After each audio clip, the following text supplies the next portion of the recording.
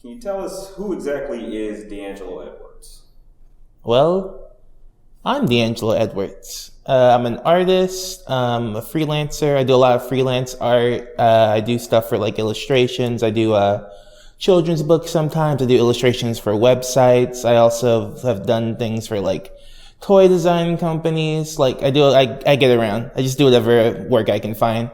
Right now I'm trying to get into the animation industry, but if I could just like further my freelancing goals a bit, like even if the reason I want to work in the industry is just more so for like stability instead of, just like the thrill of being in the industry, right?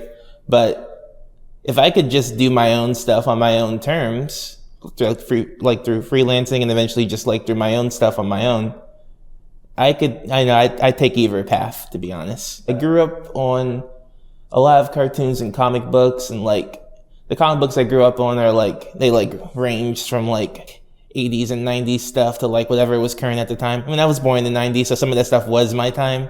But I got like a lot of older stuff like that because my uncle collected comic books and he had like a huge collection. So I would just like spend my time going through all that stuff. But, I've always been like a fan of like animation and stuff like that. So, some of the stuff that inspires me the most, I think, are like old Spider-Man comics, a lot of like the 90s Cartoon Network stuff, like Dexter's Lab, like Samurai Jack and the like. I like art that's really like sharp and like expressive. Like I don't like super realistic, like super high rendered stuff. I mean, that stuff's fine. It has its place. It's just not my thing.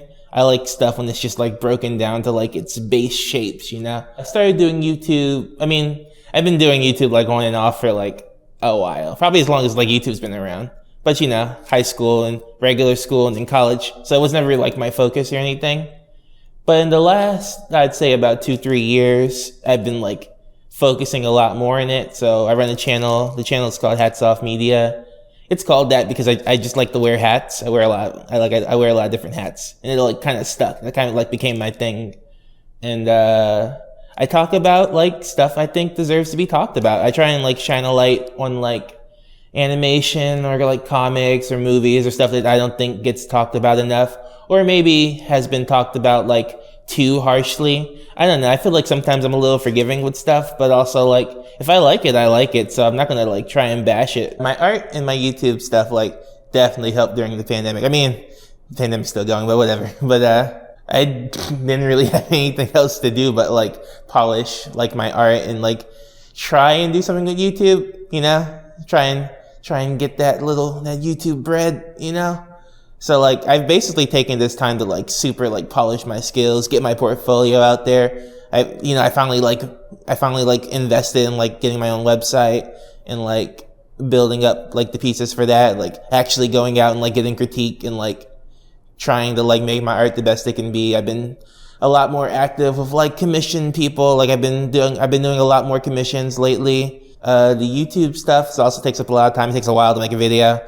all the research, all the editing, all the like fact checking and all that stuff. Plus the way I make my videos is a little bit more labor intensive than like a normal video. Cause like there's a lot of props, there's a lot of assets, there's a lot of like sifting through stock footage and sifting through like these sometimes 60, 80 plus episode long shows. So like a lot goes into that took up a lot of time and like pretty much kept me from going insane. Would you say you would like any depressive states that happened even though you had YouTube and... Oh yeah, definitely. I mean, that's just part of being an artist. Like you get art block, you go through like is my art good enough, or is anyone really watching these videos or anything? Like every creative person goes through that.